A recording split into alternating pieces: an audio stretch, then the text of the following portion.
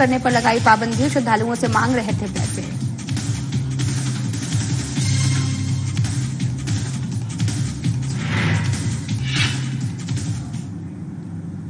रुक करते हैं खबरों की तरफ। राजधानी रांची के चोटिया थाना क्षेत्र के रेडिशन ब्लू होटल के सामने एक्सट्रीम बार में घुसकर कर्मचारी की गोली मारकर हत्या कर दी गई है। घटना के बाद से राजधानी की कानून व्यवस्था पर एक बार फिर से सवाल उठने लगे हैं। इसको लेकर बीजेपी का भी कहना है कि राजधानी रांची में पूरी विधि व्यवस्था की स्थिति चिंताजनक हो गई है। राजधानी के पौष इलाकों में स्थित एक बार के बाहर कर्मचारी की गोली मारकर हत्या कर दी गई। उसके बाद में हत्यारे ने जमकर गोलीबारी की और पुलिस की गश्ती जीप मौके पर वारदात पर भी दिखी, लेकिन उसे वहां पर पकड़ नहीं पाई। और आपको बताते चले कि ऐसा लगता है कि राज्य में कानून का खौफ समाप्त हो गया है और सरकार का इकबाल कहीं भी दिख नहीं रहा।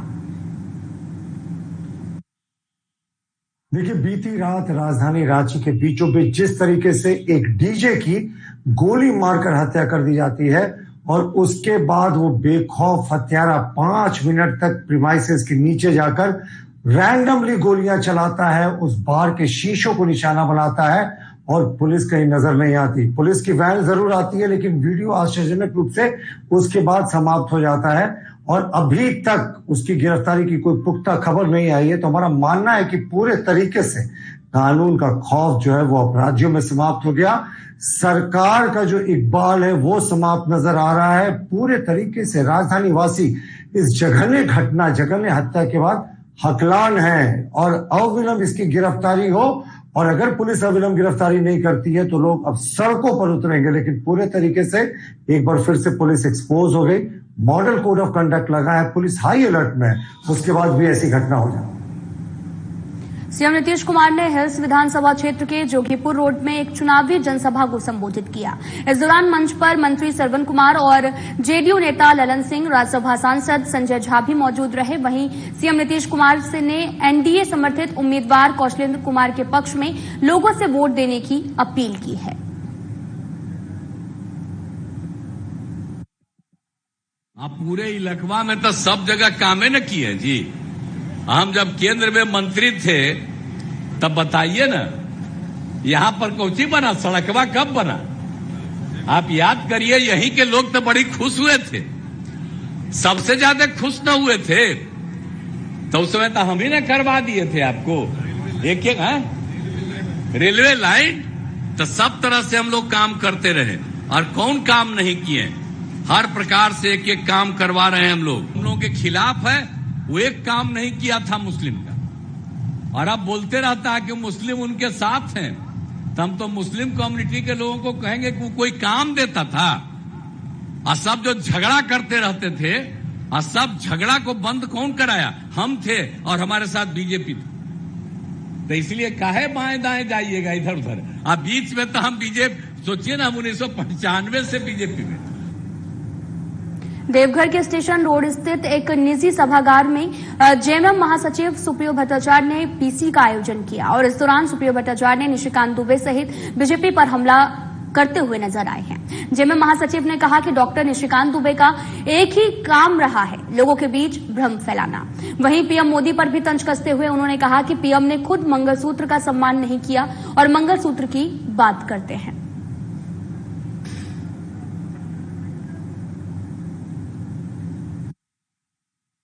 हमने कहा कि ये भ्रामक जो जानकारियां दी जाती हैं कि आज इसको डराओ, क्योंकि यहाँ के जो 2 मंत्री है, दोनों मंत्री गोड्डा संसदीय क्षेत्र के मतदाता भी है और जनप्रतिनिधि भी है। बिना आधार आप ये कैसे कह सकते हैं कि किसी को समन चल गया है? यदि वो निराधार है तो इस पे कार्रवाई ईडी क्यों नहीं करती कि मेरे हैसियत को आप कैसे चैलेंज कर रहे हैं? तो ये बहुत खतरनाक ट्रेंड है और ये ट्रेंड सेटर जो लोग हैं।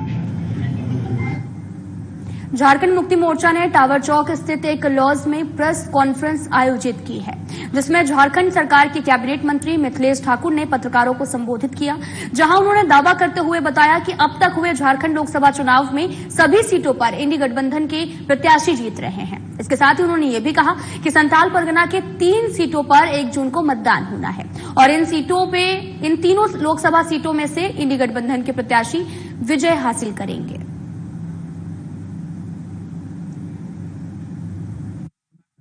का सबसे बड़ा महापर्व लोकसभा का चुनाव, इसका 6 चरण समाप्त हो चुका है और 7वां और अंतिम चरण का चुनाव 1 तारीख को होना है। उसमें झारखंड की भी हमारी 3 लोकसभा सीटों पर अंतिम चुनाव निश्चित है। दुमका, गोड्डा और रांची, और जो 3 चरणों के चुनाव हमारे राज्य के हुए, उन सभी 11 सीटों पर बहुत मजबूत स्थिति हमारी बनी है। हम लोग लगभग 11 की 11 सीटें हम लोग, अगर एक आध छोड़ दिया जाए तो 11 की 11 सीटें हम लोग जीतने जा रहे हैं। फिलहाल यहां रुकते हैं एक छोटे से ब्रेक के लिए।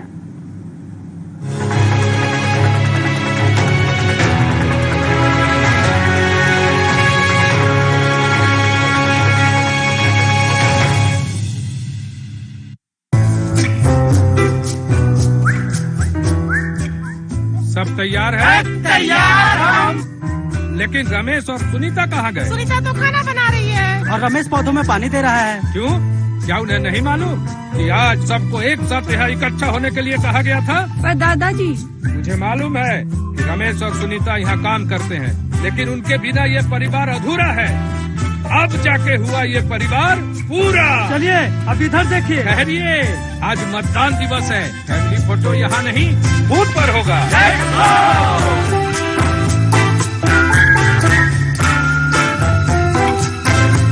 सर, मैंने भी वोट दिया है। तो फिर आप भी आके शामिल हो जाइए हमारे फैमिली में, क्योंकि इस बार हम लोगों ने किया है सपरिवार फैमिली वोटिंग।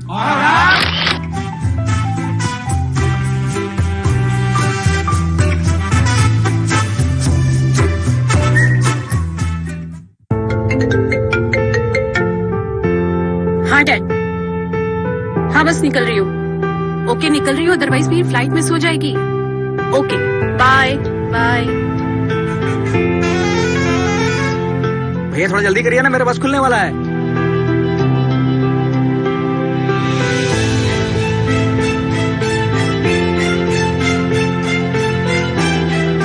आइए चाचा, आइए बैठिए। लगता है बहुत जरूरी काम है। हाँ बेटा, काम तो वाकई जरूरी है, बस समय से पहुंच जाए। चिंता मत करिए चाचा, इस बार अपने झारखंड में दिन भर मतदान, सुबह 7 से 5 बजे शाम। हम सब भी वहीं जा रहे हैं। अच्छा, चाहे कहीं भी करते हो काम, शहर या 7 समंदर पार, आ जाओ करने वोट। यही है लोकतंत्र की पुकार।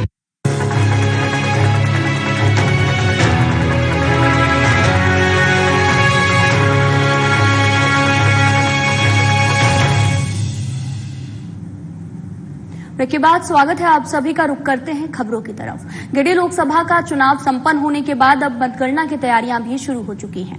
इसकी जानकारी देते हुए विकास आयुक्त संदीप कुमार ने बताया कि गिरिडीह लोकसभा में 6 विधानसभा क्षेत्र आते हैं। इसके लिए जिला प्रशासन ने 6 काउंटिंग हॉल में प्रत्येक विधानसभा की गिनती की तैयारी कर ली है। एक विधानसभा की मतगणना के लिए 20 टेबल भी लगाई जाएंगी, जिसमें से पोस्टल बैलेट के लिए 2 काउंटिंग सेंटर में 25 टेबल लगाए जाएंगे।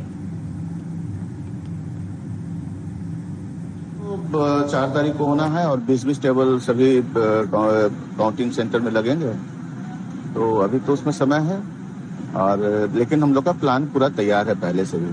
पूरी तरह तैयारी कर ली गई। बिल्कुल, फोर्स की भी तैनाती कर दी गई। बिल्कुल बिल्कुल, पर्सनल की तैयारी हो गई है। एक बार ट्रेनिंग भी उसका हो चुका है और 2-3 ट्रेनिंग और हम लोग करवाएंगे, ताकि और 2 पोस्टल बैलेट के लिए अलग से है, ये भी मैं बताना चाह रहा हूँ।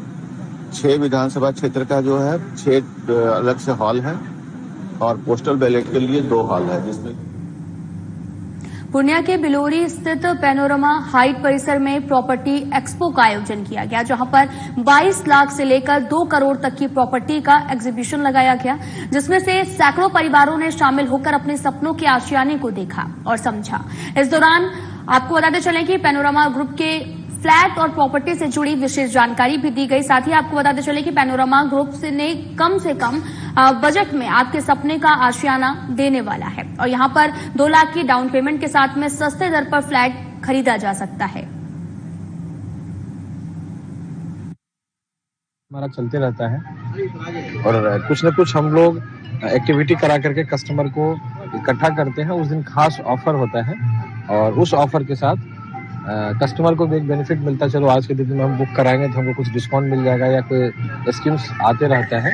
उसी का हमने एक एग्जीबिशन आज पैनोरमा हाइट में किया है। तो पीछे सारा हमारा फेज 1 का सारा काम कंप्लीट हो गया है।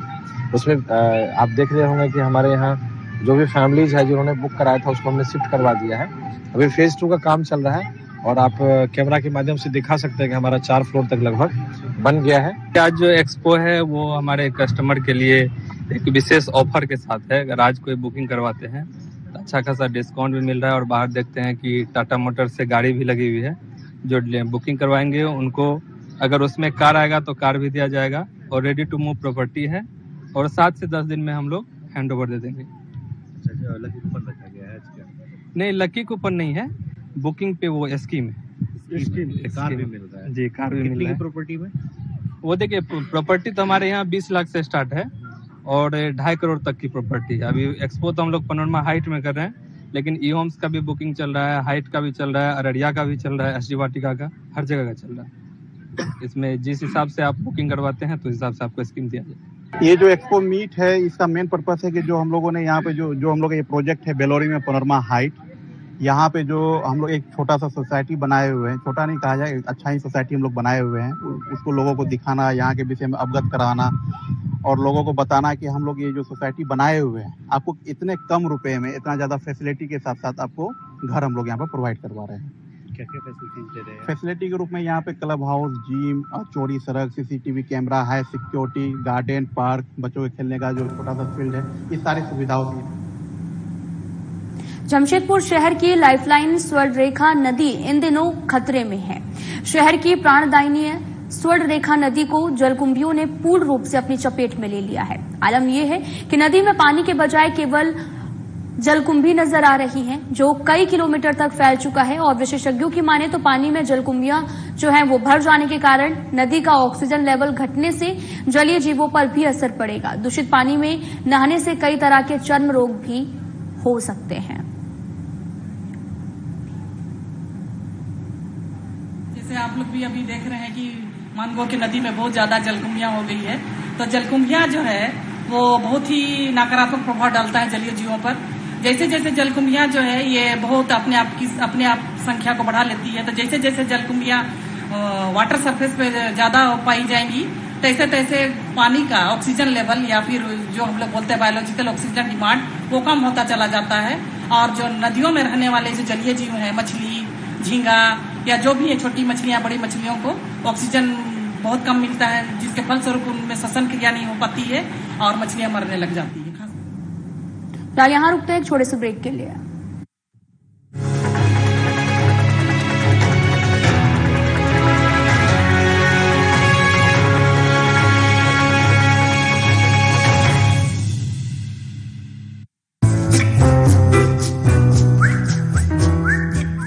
सब तैयार है? तैयार हम। लेकिन रमेश और सुनीता कहाँ गए? सुनीता तो खाना बना रही है और रमेश पौधों में पानी दे रहा है। क्यों? क्या उन्हें नहीं मालूम कि आज सबको एक साथ यहाँ इकट्ठा होने के लिए कहा गया था? पर दादाजी, मुझे मालूम है कि रमेश और सुनीता यहाँ काम करते हैं, लेकिन उनके बिना ये परिवार अधूरा है। अब जाके हुआ ये परिवार पूरा। चलिए अब इधर देखिए। ठहरिए, आज मतदान दिवस है। फैमिली फोटो यहाँ नहीं, बूथ पर होगा।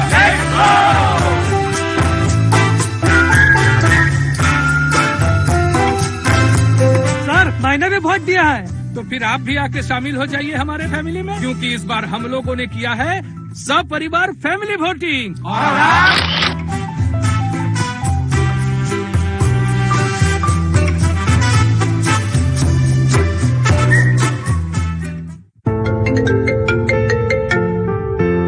हाँ डैड, हाँ बस निकल रही हूँ। ओके निकल रही हूँ, अदरवाइज मेरी फ्लाइट मिस हो जाएगी। Okay bye bye. भैया थोड़ा जल्दी करिए ना, मेरा बस खुलने वाला है।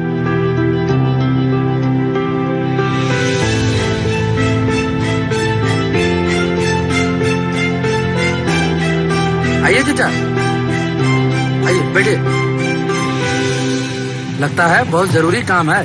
हाँ बेटा, काम तो वाकई जरूरी है, बस समय से पहुंच जाए। चिंता मत करिए चाचा, इस बार अपने झारखंड में दिन भर मतदान, सुबह 7 से 5 बजे शाम। हम सब भी वहीं जा रहे हैं। अच्छा, चाहे कहीं भी करते हो काम, शहर या 7 समंदर पार, आ जाओ करने वोट, यही है लोकतंत्र की पुकार।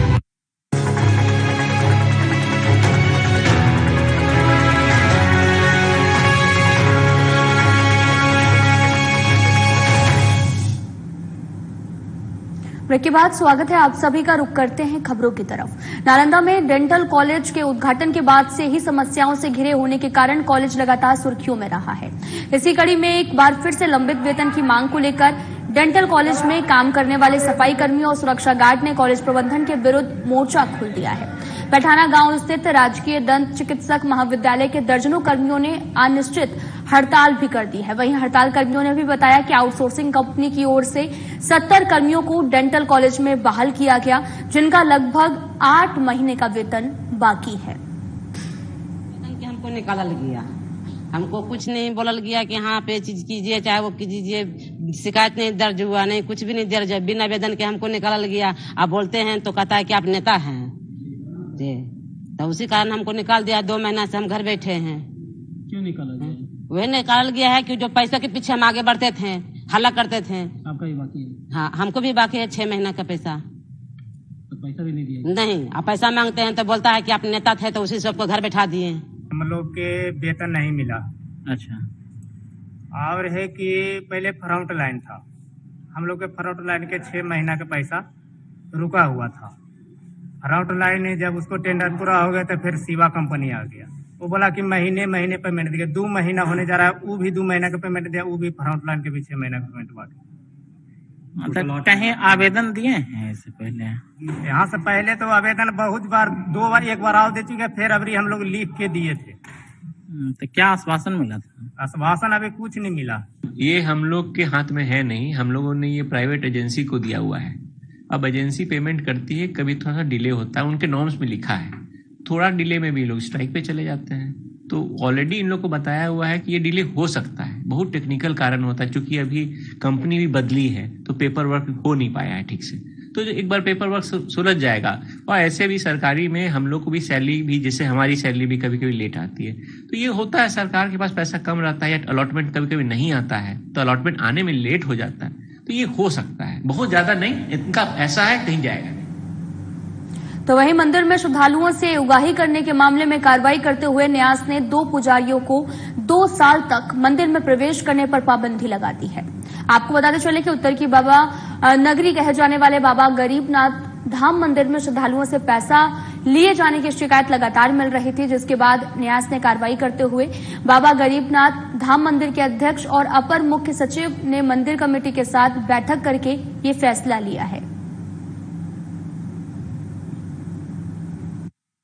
समिति की बैठक हुई, उसमें समिति के अध्यक्ष नील कुमार सिंह सर थे और बाकी सदस्य भी वहाँ उपस्थित थे। मीटिंग में समिति के द्वारा यह निर्णय लिया गया कि जैसे पिछले कुछ समय से बहुत विवाद हो रहा था वहाँ पे और काफ़ी शिकायतें प्राप्त हो रही थी कि कुछ लोगों के द्वारा नाजायज वसूली की जा रही है और मंदिर का माहौल खराब किया जा रहा है, जिससे जो भी भक्त आ रहे थे उनमें असुविधा हो रही थी। उसको लेकर के समिति के द्वारा निर्णय लिया गया कि एक है वहाँ पे अभिषेक पाठक और एक शिबू पाठक, दोनों को 2 वर्षों के लिए मंदिर प्रवेश को बैन कर दिया गया। बिहार के मुजफ्फरपुर में एक मुस्लिम युवक ने हैरान करने वाली घटना को अंजाम दिया। आपको बताते चले कि युवक ने शादीशुदा महिला को अपने प्रेम जाल में फंसाकर उसके पति से 10 लाख रुपए की मांग की और पैसे नहीं देने पर हिंदू से मुस्लिम में धर्मांतरण करवाने की धमकी भी दी। घटना जो है वो मुसहरी थाना क्षेत्र के नरौलीडीह की है, जहां पर जो इलाके में चर्चा का विषय भी बना हुआ है। वहीं पीड़ित रमेश सिंह ने भी इस मामले को लेकर कोर्ट में परिवारवाद दायर कर गांव के ही मंसूर मियां को आरोपी बनाते हुए उस पर गंभीर आरोप लगाया है। कोर्ट ने यह मामला स्वीकृत करते हुए सुनवाई की अगली तारीख 5 जून तय की है।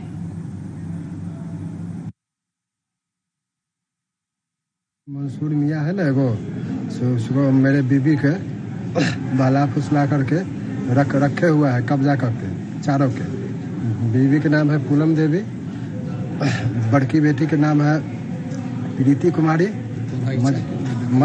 मझली बेटी के नाम है रूपम कुमारी, लड़का के नाम है संजीत कुमार। बड़की बेटी की उम्र है 15 साल, मझली बेटी की उम्र है 13 साल, लड़का के है 10 साल। और क्या हुआ? और कहा तो हमको पता लगा तो कहा कि 10 लाख रुपया दीजिए तो आपको बीबी के या बच्चा के देंगे, न तो आपको बीबी के बच्चा के सबके धर्म पर करा देंगे, मियाँ बना देंगे। मामला यह है कि एक रमेश सिंह है, पिता स्वर्गीय दहाऊ सिंह, जो ग्राम नरौलीडीह, थाना मुसहरी, जिला मुजफ्फरपुर, और इनका वर्तमान पता है रोहुआ आपूछ, हनुमान नगर, थाना मुसहरी, जिला मुजफ्फरपुर। इनका कहना यह है कि इनकी पत्नी पूनम देवी को मोहम्मद मंसूर मियाँ, पिता मंजूर मियाँ, जो ग्राम माधोपुर, थाना मुसहरी, जिला मुजफ्फरपुर के निवासी हैं, इन्होंने मोहम्मद मंसूर मियाँ ने रमेश सिंह की पत्नी और उनके 3 बच्चे को कहीं पर गायब कर दिए हुआ है। और जब रमेश सिंह ने इस संबंध में मोहम्मद मंसूर मियाँ से पूछा तो मोहम्मद मंसूर मियाँ ने कहा कि हमको 10 लाख रुपया दो, तब जाकर के हम तुम्हारी पत्नी को और तुम्हारे 3 बच्चे को हम अपने कब्जे से मुक्त करेंगे, और नहीं तो हम इसका बुड़ू थाना क्षेत्र के ताऊ मोड़ के पास में बुड़ू पुलिस ने गुप्त सूचना के आधार पर 3 किलो 600 ग्राम अफीम और 40,000 रुपए के साथ सिंटू कुमार को गिरफ्तार किया है। जानकारी के मुताबिक सिंटू कुमार हजारीबाग के बड़का गांव का रहने वाला है, जो कि कई सालों से बुड़ू क्षेत्र में अफीम की तस्करी में लिप्त था, जिसे गुप्त सूचना के आधार पर बुड़ू पुलिस ने गिरफ्तार भी कर लिया है। अब पुलिस सिंटू के सहयोगी की तलाश में जुटी हुई है।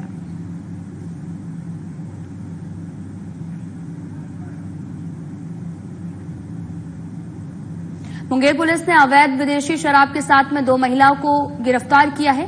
आपको बताते चले कि मुंगेर पुलिस कप्तान सैयद इमरान मसूद के निर्देश पर अवैध शराब तस्करों के विरुद्ध अभियान जारी है, और इस क्रम में कोतवाली थाना पुलिस के द्वारा थाना क्षेत्र के अंतर्गत छापेमारी कर 39.75 लीटर अवैध विदेशी शराब के साथ 2 महिला को गिरफ्तार किया गया। मामले में कोतवाली थाना पुलिस द्वारा शराब अधिनियम के तहत मामला दर्ज कर अग्रिम कार्रवाई की जा रही है।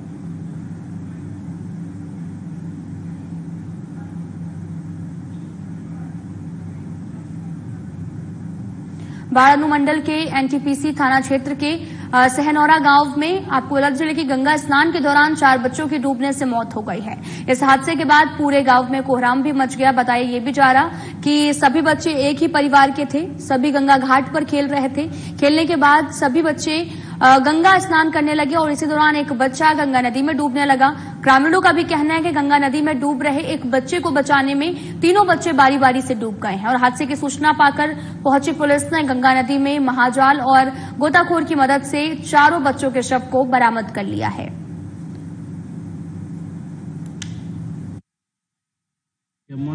तो बच्चा से दिमाग था, स्नान कर लिया। 4 बच्चा एक ही घर का है। एक फादर से नाम राम कुमार सिंह, एक रजनीश कुमार सिंह, बिंदु सिंह, एक भगना है। फादर से नाम नहीं पता है। चारों बच्चा डूब गया। एक बच्चा 3 गो आ चुका है, एगो आ रहा है, रास्ता में है। चारों बच्चा 3 गो के एक ही आदमी लाइव है कि क्या स्थिति है? अभी तो अंदर में है, देखेगा। फिलहाल में इतना ही। नमस्कार।